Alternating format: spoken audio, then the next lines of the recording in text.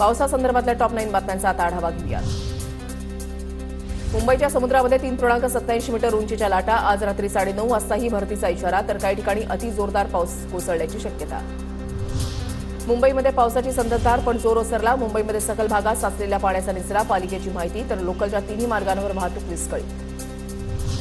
कोकण किनारपट्टीवर 3 दिवस पावसाचा जोर राहणार, रत्नागिरी जिल्ह्याला रेड अलर्ट, तर रायगड, सिंधुदुर्ग, मुंबई, ठाणे, पालघरमध्ये ऑरेंज अलर्ट। विदर्भात आणि मराठवाड्यामध्ये पावसाचा येलो अलर्ट, हवामान खात्याचा इशारा। जळगाव जिल्ह्यामध्ये गेल्या 3 दिवसांपासून पावसाचा जोर कायम, सातपुडा पर्वतरांगातही 72 तासांपासून मुसळधार पाऊस।